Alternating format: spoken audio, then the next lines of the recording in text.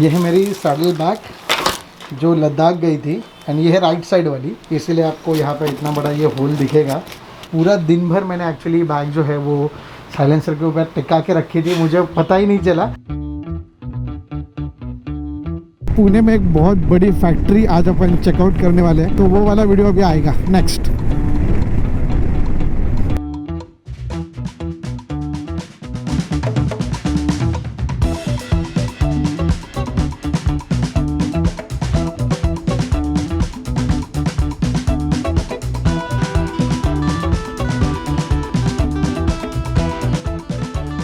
तो जैसे कि मैंने आपको बताया, मेरी जो फेवरेट ब्रांड है उसका आज मैं वर्कशॉप में आया हूँ। यहाँ पे आया था मैं क्योंकि मेरी जो बैग है वो नीचे साइलेंसर पे लग के थोड़ी सी जल गई थी, बट स्टिल इट सर्वाइव। ये बैग कैसे बनती है, क्योंकि इतनी जो स्ट्रॉन्ग बैग बनी है वो कैसे बननी थी, वो एक मेरा दिल में ख्वाहिश थी कि उसको मैं देखूँ। तो मैंने रिक्वेस्ट की ओनर को and he is with me.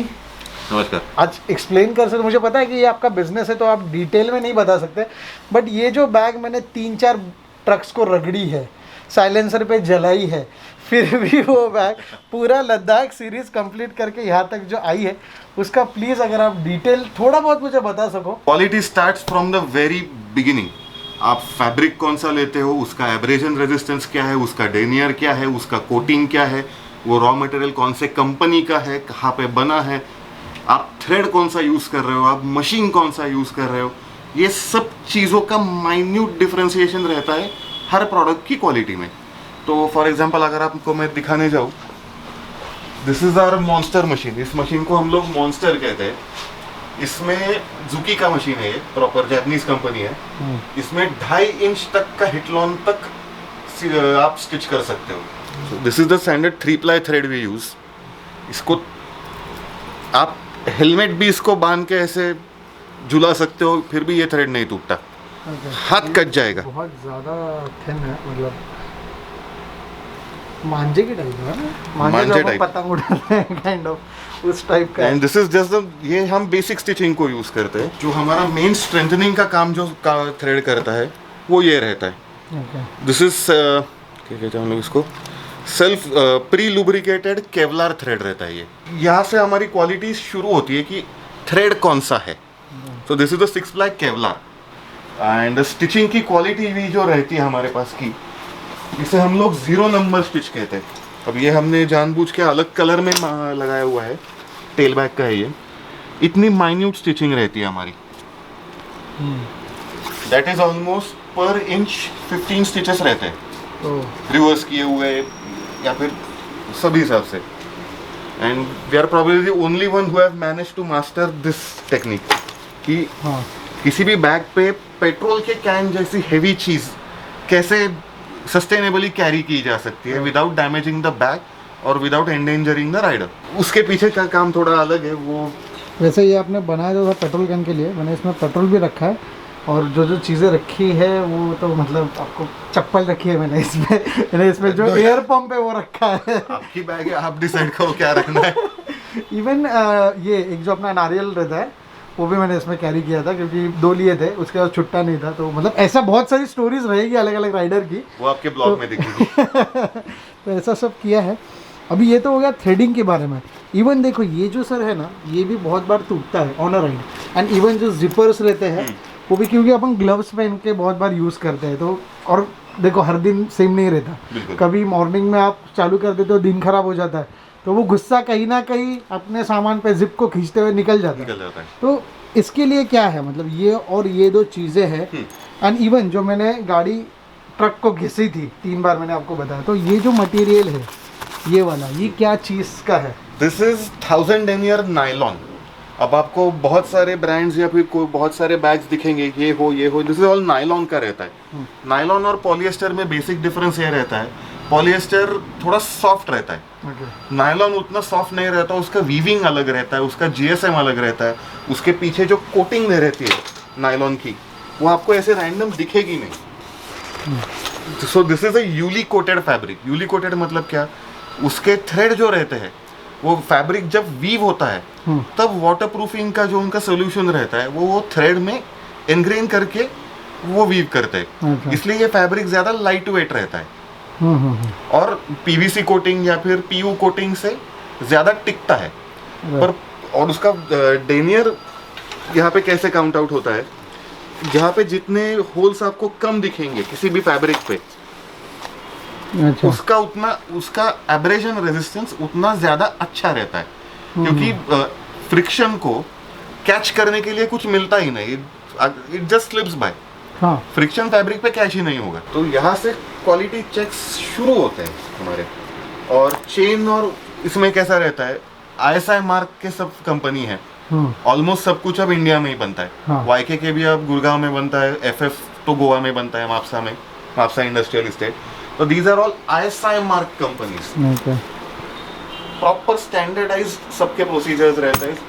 और ये सब कैसा रहता है, ये मोल्डेड है, पूरा मोल्डिंग किया हुआ रहता है। फिटिंग्स जो रहते हैं, these are not, they may look like plastic, but there is actually very different material. I will get you the exact name of it.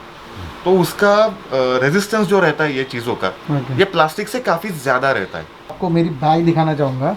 ये है मेरी सैडल बैग जो लद्दाख गई थी, एंड ये है राइट साइड वाली, इसीलिए आपको यहाँ पे इतना बड़ा ये होल दिखेगा। तो ये हुआ था मेरे बैग में। पूरा दिन भर मैंने एक्चुअली बैग जो है वो साइलेंसर के ऊपर टिका के रखी थी, मुझे पता ही नहीं चला, तो उसकी वजह से ये सब हो गया था। ये हुआ था राइड के 3rd दिन, और मेरी जो राइड थी वो थी लगभग 20 डेज।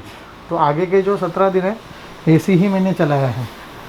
कुछ नहीं होगा, नॉर्मल है। ये जो मटेरियल है, देखो अभी अपन ने बात की ये वाली मटेरियल की, कि यहाँ पे मैंने ट्रक को घिसा वगैरह है, तो ये ऐसा ये कंप्लीट जो चीज़ है।